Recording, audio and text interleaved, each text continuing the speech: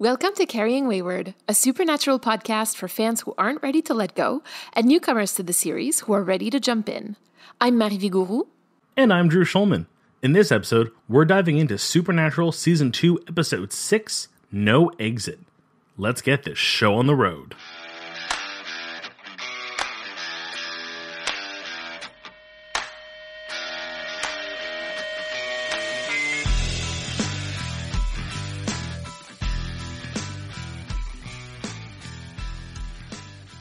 Okay, can we just start this episode by saying, I think for the first time going into this, I had no idea what the title was referring to. Like, I feel like most episodes, even if you just read the title, you can kind of guess as to what you're going to be dealing with. And, like, I really had no idea going into it. I was just like, is it like a house you can't leave? Is it like you can't leave the town? Is it... I did, like... would not have expected this to be Super Murder Ghost. Super Murder Ghost.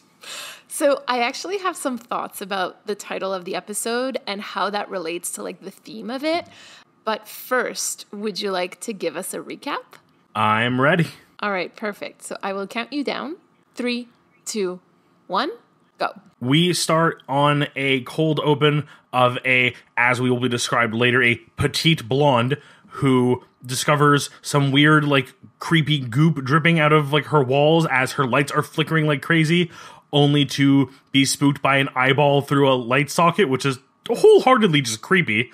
The boys learn about this case because Joe seems to have been researching it, and they leave Ellen and Joe's place to go after whatever this thing might be, only to run into Joe, who does that classic, like, pretend to be Dean's, you know, like, partner so they can be like, oh, we're just a couple buying a place.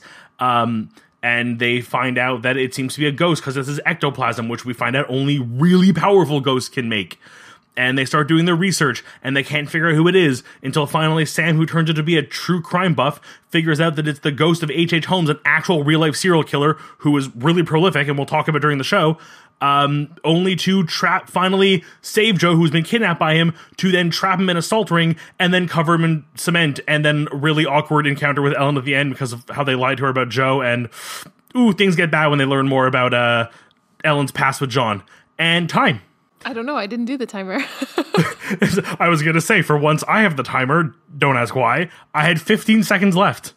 Yeah, nice. Wow. That's actually a good one. Whew.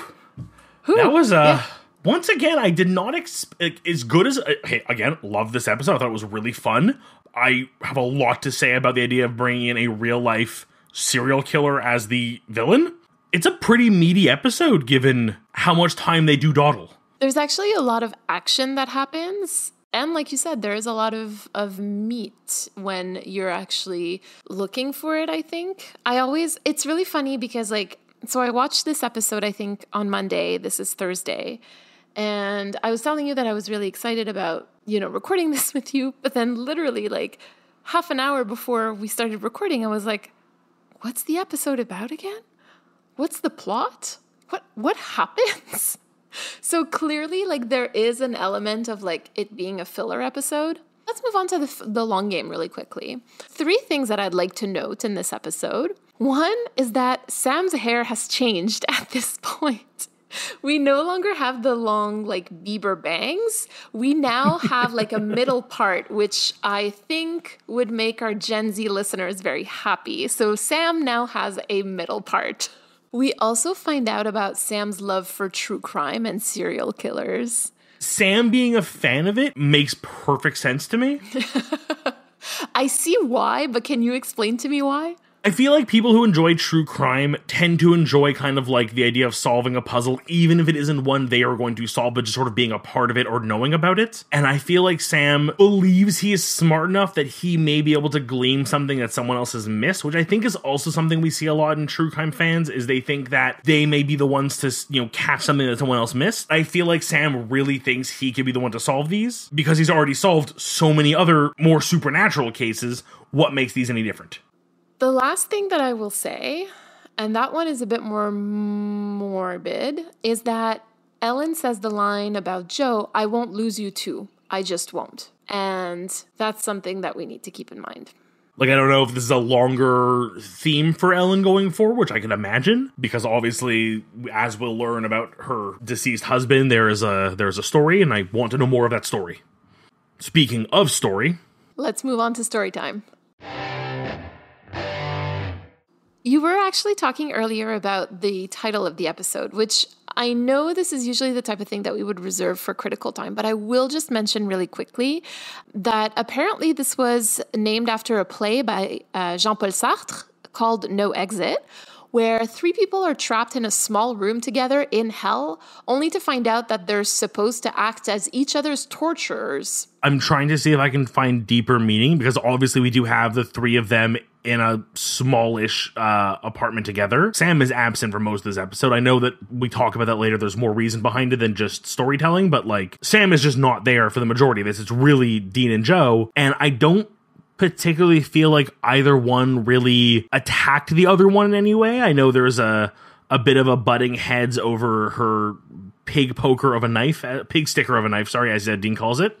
And then we learn about where she got it and all that. But camaraderie seems pretty okay there. I know, like, this was weird to me too, because, like, again, knowing what I know about the series, I know that there's actually a very weird, vivid foreshadowing to season 4 there, but I don't want to talk about that just yet.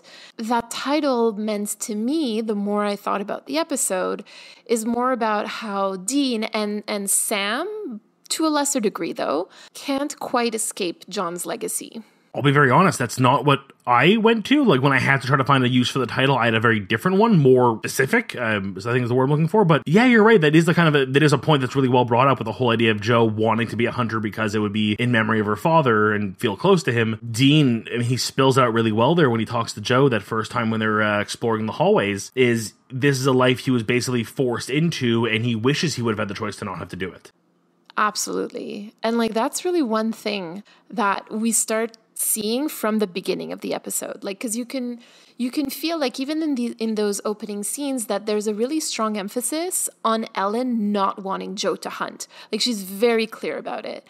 And that's such a huge contrast with John, who actually encouraged the boys to hunt, as we've found out in other episodes, where he was taking them on hunts. He was encouraging Dean as young as 16 to actually, like, kill creatures. You mentioned also in your recap that they were doing like this whole like fake couple thing, which is so tropey, you know, like the fake couple trope. And Dean's not super happy about it, obviously, because he knows that Ellen doesn't want Joe to hunt, and he knows that this is complicated, and he understands that like this is bad news, but he goes along with it anyway. I don't really get why. I think there's a part of Dean that respects Joe. Like, I don't think that goes without saying. I think there's definitely a friendship and a camaraderie and a respect there. But I think there's a part of Dean that just wants to give her the benefit of the doubt. Like, she's clearly doing this with a plan in mind. She clearly means well. And I think that just comes from Dean's need to be kind of a people pleaser. Ooh, I see that. Again, from a very, like, work standpoint, because, again, like, they're on duty, they are actively hunting, they need to make sure that they can pass. Like, what if he had turned around to this guy saying, I don't know who she is, she's being crazy, and then suddenly you have the landlord being like, okay, then who the hell are you two, and why the hell are you doing in our building that I should know you're here? And I think there's a quick enough reflex to go play along, because this is the safest bet. Better to go along with a lie and then figure it out when you're not in front of the person you're lying to. Because it's clear, the second they're away from this guy and they're all in the room together, Dean is like, go home. Leave. You're out of here. Okay, so that conversation was really interesting to me also, because like we start understanding that he's actually upset because he never had the protection that Ellen is giving Joe, right? Like, he never had a choice in becoming a hunter, like you said. Like, John indoctrinated him into it. He isolated him. He gave him a subpar education. All that sort of results in Dean not having many options outside of hunting for his life, right?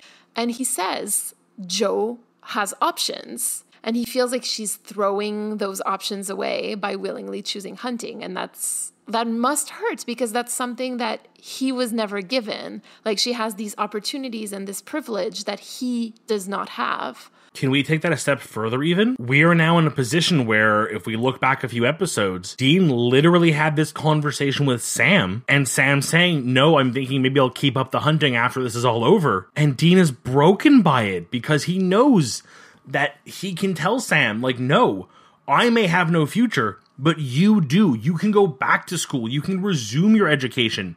You can walk away from this. You have other paths available, much like Joe does. And here are people that he's looking at enviously wishing that he could have a different path to go down, but doesn't know anything else but this life. And here they are, throwing away those other options to follow the path that he is on. Dean. Poor Dean. And that's the thing, right? Like, Dean knows that following in your dad's footsteps isn't what it's cracked up to be, which is what Joe wants so badly. Like, they do a really good job this episode of, like, connecting you to Joe and feeling for her. Yes, absolutely. There's a lot of Joe in there. And in this case, I think she's also, like, a mirror for what's happening inside of Dean, right? Because, like, her willingness to actually follow in the footsteps of her dad and to actively choose hunting is supposed to contrast with what's happening inside of Dean at the moment. Like, when they're exchanging stories about their dads, like, Dean is telling this story. I think she asks him something like, when you think about your dad, what do you think? And it's like the first thing that comes to your mind. And Dean tells... it's what is your earliest memory? Which is really interesting that he chose something when he was like 6 years old. Because, like, I feel like he would have memories from before that. And, like, he tells that story about John taking him shooting, like we were talking about earlier, and, like, him bullseyeing all the bottles on the fence. And what I'm hearing in this story is a story of acceptance. Because John was smiling because he was proud of his 6-year-old for shooting with aim. Dean, as a kid, would have heavily leaned into that, I think, in order to get more praise and acceptance from John. As early as 6, we have Dean's identity that's already starting to revolve around, like, getting praise from his dad and guns and, to a certain degree, also violence. This is super interesting to me because you had mentioned in season 1 about how almost, like, pornographically the guns are displayed in some episodes. And, like, you know, like you had mentioned, I think, like, the way that Dean pulls out the guns, like how he's showed cleaning them. And then in a few episodes also, like, I had noticed, I think it was in Provenance, that, like, Sam and Dean are actually at the library looking up information about the case. And then you can actually see Dean reading a book about guns. Like, guns do not leave. Yes. And I remember, like, noticing it and being like, oh, another instance of the guns. But, like, it never made it to the recording or the podcast. But, like, yes, absolutely. If you go back, like, you will see that. In a way, like, I think that maybe this is, like, a narrative way of explaining Dean's interest in guns. Like, the link that they have with this good memory of his dad. And so now that John is gone, I think it'll be really interesting to kind of see if that stays or if that fades. To look at the subtle things of, like, yeah, like, if he's reading a book on guns in a library, like, that's an intentional choice. That is not just a weird coincidence. For sure. This is, yeah, honestly, like, this scene to me meant so much. Like, and we're not even done. Like, then Joe explains her story, right? She says, she tells the story about, like, how when her dad would come home after a hunt, like, that he would, like, hug her and it's all, like, puppies and rainbows. But what do we know about John after hunts and how Dean was greeted after that? What we know, and this is something that John himself said in My Time of Dying, like, he'd come home and he would need Dean for emotional support, not the other way around. Joe would get to stay home with her mom, whereas Dean would be left alone in a motel room playing mom to Sam. What I find fascinating is that Dean doesn't say anything. He really lets her feel nostalgic about it. Like, he doesn't berate her about how lucky she was. He truly gives her space to feel her feelings. And if anything, like, his feelings are more raw because he just lost his dad. As much as there's, like, this narrative through the series that, like, Dean is emotionally stunted, And he is in many ways, but like he's also so incredibly emotionally intelligent and intuitive and just kind. Like look at that moment. Like that is just like such beautiful kindness, right? To kind of like give her that space. We also get this really nice kind of just like yin yang kind of view of being the child of a hunter, in that Dean was always seeing the negative because that's what John brought home with him. He brought home the weight of what he's had to deal with. Whereas, look at her father, as we learned, William. He came home and he left that grittiness behind him and just came home with hugs and happiness and stories of the, knight in shining armor defeating the dragon. I mean, made hunting a heroic task that she looked up to. If he came home every night the way that Dean described John coming home, I'm willing to bet she would not want to be a hunter the way she does now. I don't know if you disagree or... Their respective like formative experiences with hunting are definitely influencing the way that they're seeing it. Joe never saw the ugly of it. Dean only saw the ugly of it. Okay, let's just take a quick break from this heavy topic to talk about another heavy topic, but like in a different way. How does Dean know what chloroform smells like? I'm having flashbacks to the comment we made last episode, or you brought up last episode with the what was Dean's comment about, being roofied, not counting? And it's like we're secretly building this like image of Dean that like was never like meant to be seen. I'm sorry, like if we're talking about a Dean who understands handling and being around roofies and chloroform, it paints a picture of someone who has had to learn to defend themselves against these things. Like you said, we're starting to understand from these like throwaway lines, really. We're starting to see a picture of Dean, just like you said, and like the things that he has had to defend himself from, on top of like the quote unquote monsters. And that includes roofies and chloroform. If we can bring some levity though, Sam is so happy in this episode. Yeah, Sam's in the episode for like all of 5 scenes, and he is just like happy the entire way through it. Good for him. He's just all smiles. Like the second that he learns that they're hunting like H.H. Holmes, he's like, whoa, that's so cool. Like he's such a happy little bean, and that makes me so happy. But it also kind of ties into Joe. Like Joe says, again, if we get towards the end of the episode, Joe says, like, that woman's alive because of us. She is looking at hunting like she just went through this horribly traumatic hunt. Like, let alone her first hunt, that's, like, rough. But she's come out the other side, even seeing the darkness and going, here's what we did that was good. And while Sam's point isn't as altruistic, he is at least looking at this as something interesting. There is a learning opportunity. There's doing something a little bit more, like, I'm sure, like, you must have those moments in those, bars where all the hunters are together talking about their weirdest encounter. Oh yeah, no, we trapped the ghost of H.H. Holmes himself in a cellar and then buried him in cement. Like, that's a prolific story. Like, everyone's taken out a ghost. No one's taken out the ghost of a serial killer. That's a big one. And I think Sam's, like, enjoyment with that is just kind of... It's weirdly wholesome.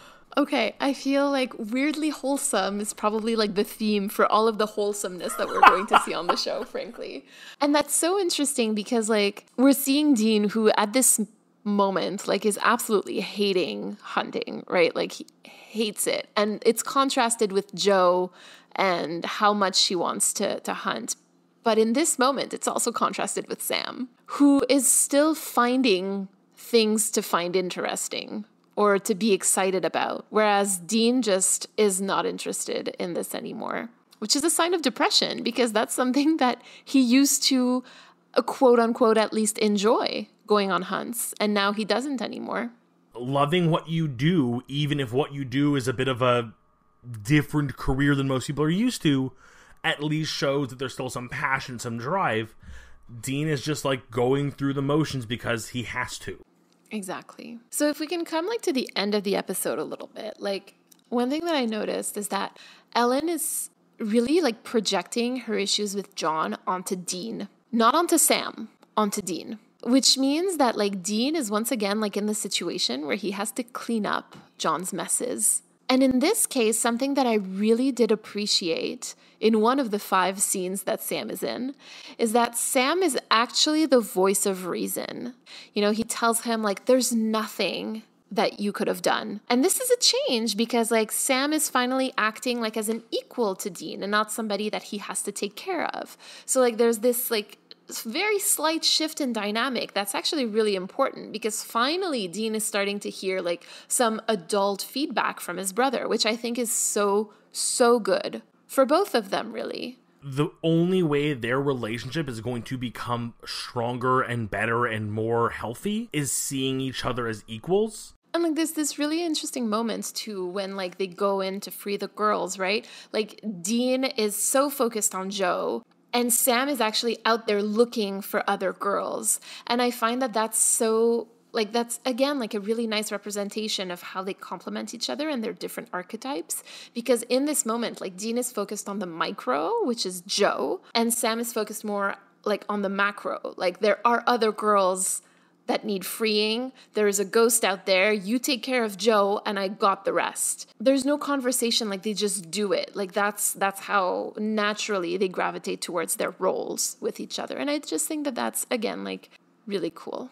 I feel like this might be a little more situational because of the perceived responsibility that Dean has taken in committing to the lie to Ellen, in committing to helping Joe. I mean, he feels responsible for what happened. It can be argued that, yes, he is partially at fault, but I think realistically, I don't think you can really put the blame on him. Like, I can see the argument for and against it. I tend to go, it's not his fault. He did everything he could, and, you know, he let Joe push herself. Like, that's not a bad thing. I actually agree with you. Like, I don't think that he's at fault in what happened. I don't think Joe is at fault. Like, I think that this is just, unfortunately, something that happens on hunts. Like, that is a risk that you take when you go out on hunts. Especially when the thing you're hunting is after you specifically. And so we also find out why Ellen was so upset about this. I don't know if you want to talk about this. Like, I don't have much to say, but if there's something you want to talk about, we can definitely do that.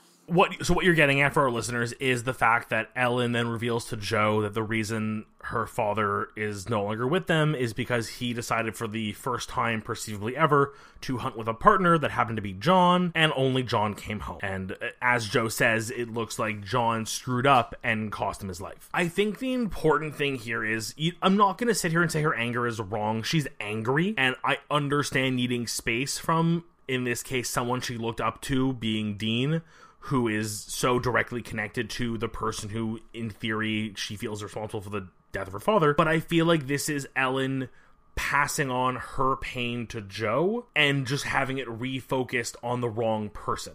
Absolutely agreed on this. It very much felt like one of those cases of, like, the sins of the father passed on to the son, right?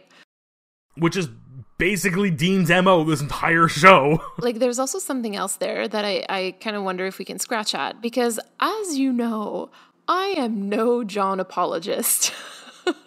But, famous last words, if we really look at the character that is John, do you really think, like, because if we're looking again as, like, if Joe is a mirror for Dean, then can we maybe assume that Will is a mirror for John?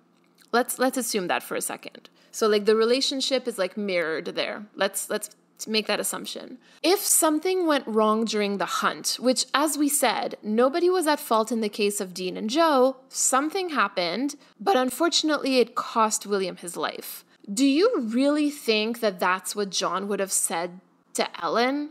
Like, John would have gone and been like, oh, there's nothing I could have done. With all of his trauma, with all of his military training, John would have for sure said, it's my fault. Even if, I think, William had, like, jumped in front of the monster. You know, like, I don't think that John would have told her the whole story. I think that he would have made himself the bad guy there.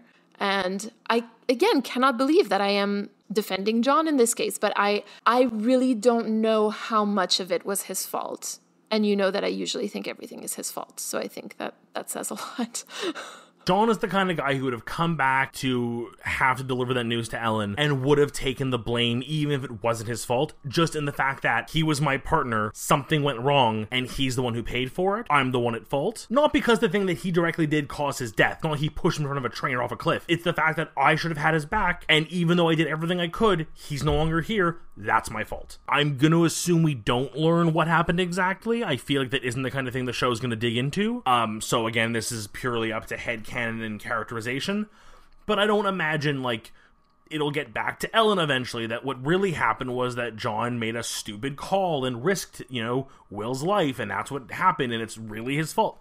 The end of the day is John came back, gave her the news, and Ellen directed her anger, I mean, how rightfully so do you want to put it, onto John. I mean, you consider the man went out and hunted however often he did, came back happy every time, and the one time he goes with John, doesn't come back, doesn't paint the best picture. But you know what? At the end of the day, Ellen is allowed to feel the way Ellen feels. That is your right as a human, is to feel and to interpret and to control your own emotions based on how you feel. I mean, this is very rudimentary stuff. By all intent and purpose, if Joe is now angry with John and is misdirecting that, anger and pain at Dean because it's the closest thing she has to John, I don't think she's in the right, but she's allowed to do so. Yeah, and I think that Dean also, it's so easy for Dean to just accept somebody's anger because that's all he knows. But I really do think that to a certain degree he understands it. He's like, oh wow. He blames himself for his father's death. So it's kind of easy for him to blame himself for other things, even though it's not it's not at all his fault in this case. It's another excuse for Dean to punch the blame for dad's thing card and just go, I guess I'm being blamed again for dad's mistakes. I'm accepting this. Yeah, but I think that really plays into Dean's sense of guilt, right? That's kind of a trademark of Dean Winchester. Oh, a bird fell out of a tree. Must be my fault. He's responsible for everything in his mind, and so everything and everyone, and so there you go. Which is really interesting if you think about it compared to Sam, who is the one with the chosen one complex. Right. Dean is to be blamed for everything while Sam's the hero. Yeah. And Sam is always the one who's you couldn't have done anything. Or in Faith when he was we couldn't have known. He's always so quick to find excuses. And I mean, I don't fault Sam for this at all because the reality is that there's nothing they could have done and they couldn't have known in Faith. But it's just really interesting to see, again, the archetypes of Sam and Dean in this case. Yeah. With all that wrapped up, shall we jump into critical time? So as we enter critical time, would you regale me with who our writer and director were for this episode? I would love to regale you with this information. So the writer of this episode is Matt Whitten, who is actually writing for the very first time for Supernatural. And the director is Kim Manners, which we know by the beautiful freckles of Jensen Ackles that are in our face during this entire episode. You mentioned that, and now that you say it, yeah, they kind of are. Will Matt come back to write more? I think so. There's a couple of episodes in season 2 that he writes, but that's about it. He doesn't write too much for Supernatural all that much. Because I will admit, from a writing standpoint, I overall enjoyed this episode. The writing was also, I felt, very good. Yeah, I really enjoyed it. I mean, we talked about so much stuff in story time, and there wasn't that much, super problematic things. There's one thing that I really want to bring up, but that's really just about it. So honestly, not bad for Supernatural. I'm impressed.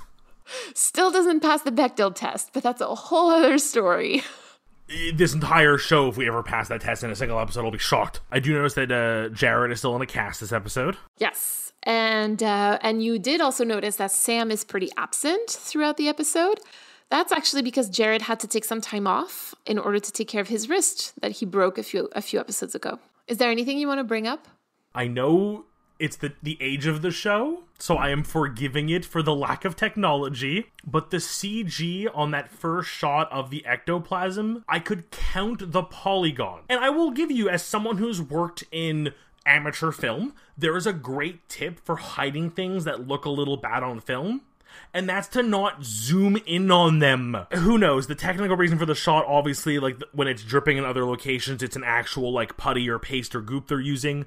Why they chose to use it for this one scene and not go practical, I will not know. Maybe they just couldn't make it work feasibly while still having someone behind the wall to peek out, or whatever the case is, but, like, that just, like...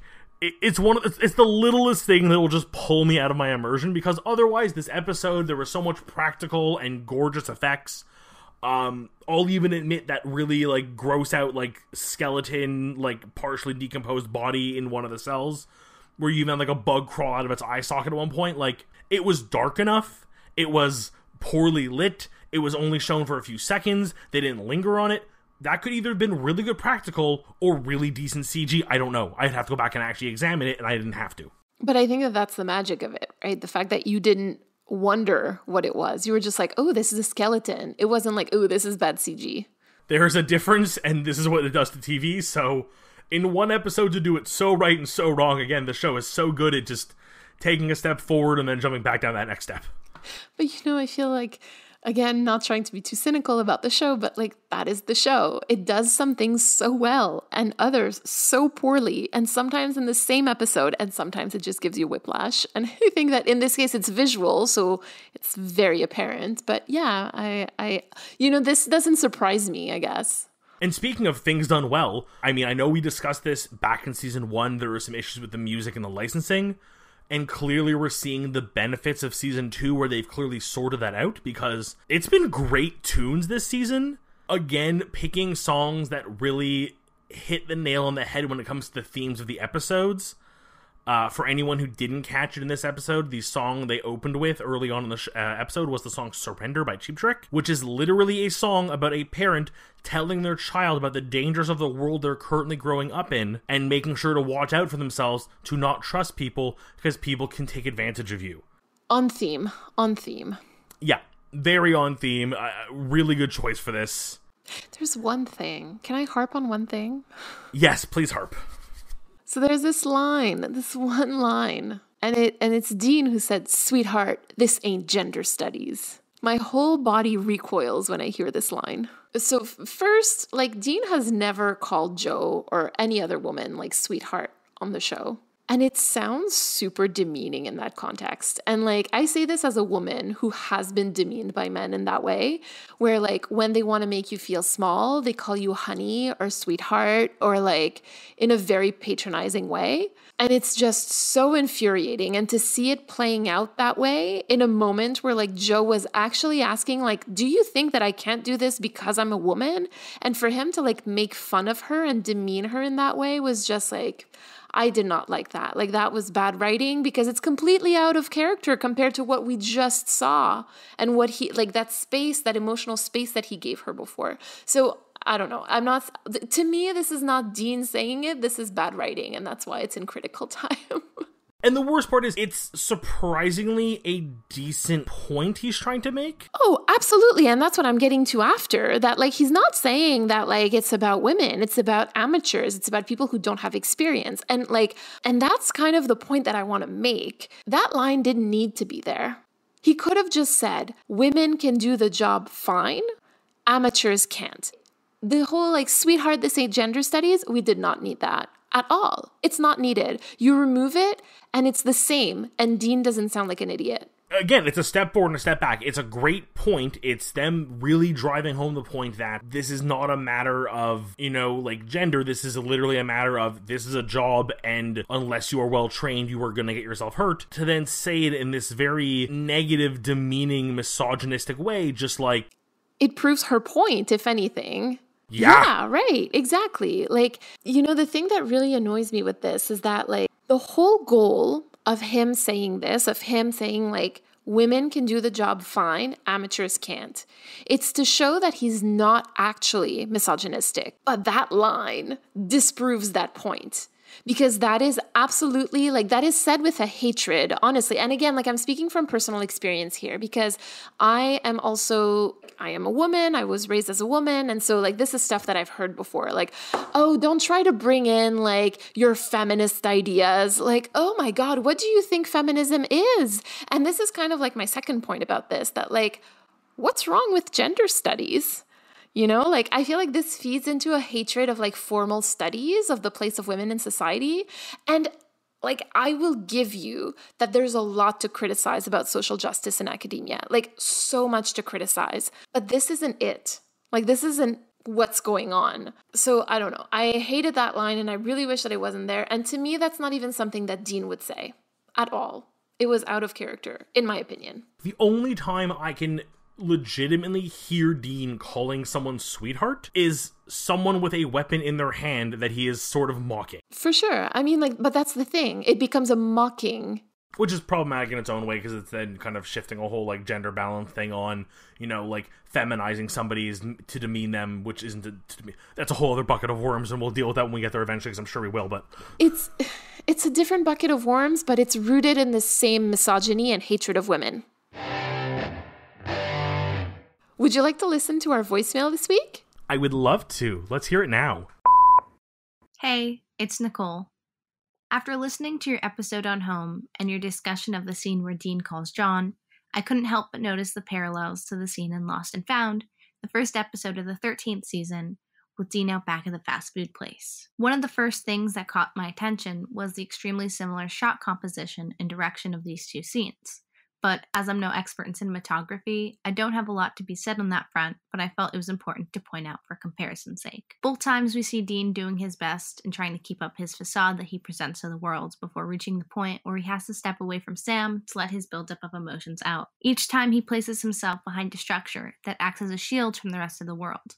Because, as much as the moment calls for his emotional vulnerability, he still can't bear his feelings out into the open, or to his brother who's on the other side of the building both times. In Home, we see Dean break down and ask for help, something we haven't seen before. He reaches out to his father and begs for guidance and assistance for their current situation, and as referenced in your discussion, it's almost like a prayer. Dean's journey with faith is a point of focus over the course of the show. After losing his father and truly beginning to confront the way he actually feels about the way John treated him, Dean is portrayed as faithless in many instances. Now bringing it to Lost and Found, Dean and Sam have just lost an ally, a mother, and their best friend, or more for Dean depending on who you ask. They are also grappling with the birth of Lucifer's son. When at the fast food place, Dean has one of his first moments alone after these events, a rare occasion where he's given even just a minute to begin to process what has just occurred. Dean, even in his acknowledgement of heaven, angels, and the existence of God, has never once in the series prayed to God before. This on its own shows how deeply he's hurting and how lost he feels to even consider doing what he calls begging to someone he lacks faith in. But this also comes back to numerous instances throughout the show, where Chuck has been directly parallel to John, an absent and manipulative father with demands of his children that he expects to be followed absolutely.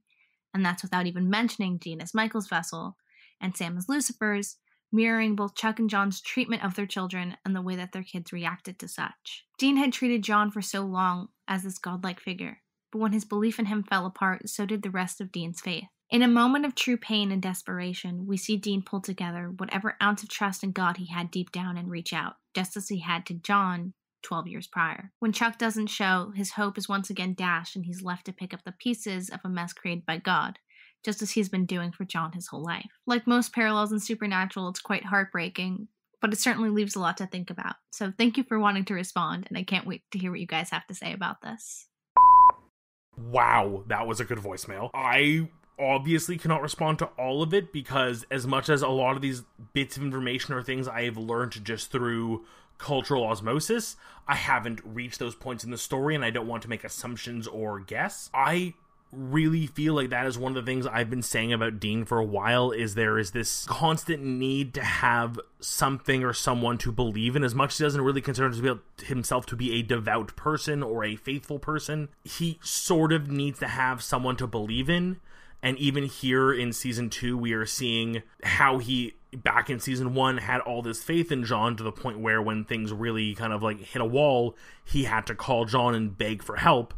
Not getting it, obviously. And then now that we are seeing him without that guiding light in his life, someone that he can consider a guiding figure, how it hurts him and how it makes it harder for him to deal with things and how he has to put on this like strong face. And the other part is what I've been begging for episode after episode, is just time for Dean to reflect on things. And clearly I'm learning now that I ain't gonna see that for a while, am I? I mean, the thing is, like, with a show like Supernatural, like a network show like this that goes on for so long, you can't develop your characters too quickly. Otherwise, like, you run out of storylines, for one, and then for two, like, your characters are unrecognizable from the beginning to the end, and generally you don't want to do that in network TV. Not saying that I like it, but that's the reality that's the sandbox that we're handed, right? And so we have to deal with that. Wow, Nicole, what a voicemail. Also, there's so much in there, and like there's a couple of things that have like really hit me. Particularly when you talk about Dean having to hide behind a wall in order to show his feelings, and like to have to feel, basically he has to make sure that he is in a safe space before he can open himself up. And that's sort of, well, obviously because I am who I am, I have to talk about Cass, but like it sort of reminds me of how like he almost instantly opens up to Cass, and like that's not even a question, like it just happens. And like that's so different from everything that we've seen of Dean. So that's just like a thought that this sparked. Another thing that you talked about is like that this was a moment of true pain and desperation. And I'm going to make like a reference to the finale. So if there are any listeners who are still very raw from this and don't want to listen to this discussion, that's fine. Just skip ahead like a minute or two. So this was a moment where Dean was feeling, like you said, true pain and desperation. And he felt it in Home. He felt it in Lost and Found. But another moment where he feels that is also in the finale. And in that moment, he has no one to turn to because Chuck's not there. Cass is not there. So like, and his dad is not there. Like, who does he have to turn to and ask for help who's not right there with him? I'm sorry, I'm getting emotional. And I wonder if maybe like that's not the moment that like it was just too much for him. Like he didn't know how to reach out for help. And finally, you also mentioned something about having to clean up messes. And I think that is so true of Dean. And we were talking about this in this episode about how he always takes on responsibility for things that he is not responsible for. I made a joke about a bird falling from the tree, but like that is literally true. We're seeing like how much he feels the need to like make everything okay. Like, oh, I'll fix it. Oh, Dad screwed up on this. I'll fix it. Oh, Chuck screwed up on this. I'll fix it. Oh, Sam messed up. I'll fix it. I got this. I think I'm just flabbergasted that this is showing up so early, like as early as Home, and we're already seeing it. And it's so developed here, and it just keeps on getting worse through the series. So yeah, I'm honestly like, your voicemail was really thoughtful, and thank you so much for sending it to us, because what's interesting about these voicemails and these comments from our community is that they help us kind of like keep a more macro look on the series, because we go episode to episode, and also I try like not to skip ahead too much. And so these kind of allow us to look forward and backward and just be like, oh, this is a bigger narrative through the series. So thank you so much for sending us this voicemail. Seriously, thank you. It was a beautiful voicemail. It was well said, and it's given me a lot to think about and a lot to look forward to. Like, I know nothing about who or what Chuck is, but I really want to get to know them and maybe dislike them from the sounds of it, but that's... if they're anything like John, as you've made it sound, I'm gonna hate them. On that note, shall we go to the crossroads? Would you like to start with your deal today? I would. I wasn't really sure going into this because I really enjoyed the episode, and I'll be honest, even coming into it, I hadn't even really picked up on the line you brought up in Critical Time that you didn't like. Like, it stood out to me, but it didn't really, like, grind my gears as much, and that's something I'm a little upset about, that it took me this long to really, like, put it together and realize how bad it was, because I think I was focusing on the good parts of it. But I think for me, the thing that bugged me the most in this episode was it felt a little out of character the way it ended with Joe. I feel like there should have been an extra scene, and this is my crossroads deal. Sam, who has been very absent, I think should have approached her, because Dean was right to not go after her. She said, I need space, leave me alone, walked away, and Dean was like, I'm not gonna chase. I believe this is both because Dean respects boundaries, but I believe it is also Dean going, oh, my dad did something terrible and I'm being blamed for it, totally cool with me, because Dean. And that's other problems. But I think this could have been a moment where Sam maybe tried to say something like, they pack up the car, they're leaving, they realize this is a goodbye, and Sam says, like, hold on, and just confronts Joe. Not a, like, forgive, forget, mistakes happen. No. But just you're mad at John. I understand that. You have every right to be. I'm mad learning this. But Dean is not John. You know what, Drew? I would have loved that. And the only thing that I'll say is that maybe it was just a little too early to do this. Like the emotion was still too strong for her to be able to truly hear it. But I think I would have liked to have Sam more involved in this because it's his dad too. And while the relationship between Dean and Joe definitely seems to be more present than between Joe and Sam, I think that this could have been an opportunity also for Sam and Joe to bond. It really, I mean, like, again, you would have had to rewrite something. Maybe they would have had to spend the night, they'd sleep in the car because they didn't want to be nearby, and then the next morning hit the road because they were waiting something from Ash. Write up some bull. There's always a way to write a reason for them to stay a little longer. But I think it would have been nice to have started to build some relationship between Sam and Joe.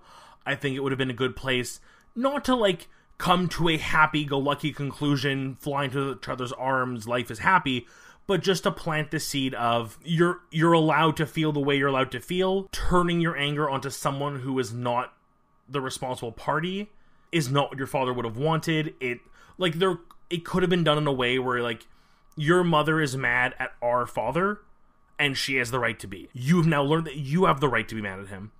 But you have spent time with Dean who has done everything to try to get you out of this life and to, like, support you in this time. He is not John, because he is not, like, even, like, draw the comparison of like, as much as Dean is a, like, parental figure in this scenario, without blatantly saying it, he is trying to help you find a better path, which John wouldn't have done. Yeah, I like that, actually. And obviously, like, to get this beautiful ending, to at least have some emotional growth, which I think we all need, I'd have to give something up, and weirdly enough, there's a murder scene in this episode that could have just been cut. Like, I'll be honest, I can't remember if the woman they save at the end is the first girl kidnapped or the second girl kidnapped. Yeah, agreed. I like it. Less murder, more emotional bonding. Okay, let's go with that. And what would be your deal at the crossroads? Well, if it wasn't obvious before, I would actually like to cut the line, sweetheart, this ain't gender studies, and just keep the rest of the line, which is women can do the job fine, amateurs can't. And I'm not too sure if I'm gaining or losing something by doing this, frankly. You know what I mean? Like, it's such a minor change that makes such a difference that I don't even know if I'm supposed to give something up or, you know, I don't know. I don't quite understand. Like, this phrase could be just, this phrase could just be rephrased to, Joe, that's not what I'm saying at all. Women can do the job fine. Amateurs can't. And that's my crossroads deal. You're right. It really is. It feels to me like the kind of line that was, like, written one way and they just sort of just kept doing takes of it until they got one that someone liked and they chose to use. But the fact is that it remains in the final cut, and that to me is a problem. So whoever decided to put it in, whoever decided to keep it, and whoever decided to broadcast it, like, there's a whole chain of command there that sort of failed. Like, this is what I like to call a community fail, no matter how it happened. And that's very valid. You know what? You're right. Like, at the end of the day, it made it to air. There are people who thought this was okay and let it happen. And that is the problem with TV in this era, unfortunately, is there are so many people who are allowed to make choices that choose to make these bad choices. And much like John, we can blame him for it. Oh, John.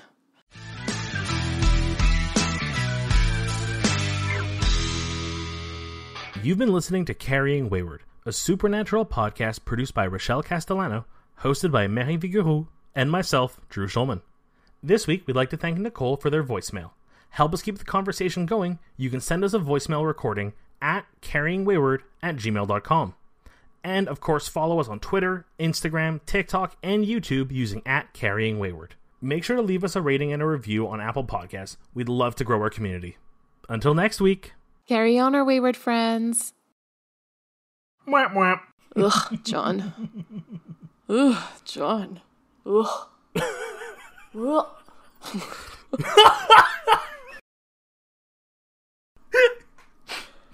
I can't can't believe I was a John apologist in this episode. Yeah, no, seriously. I know.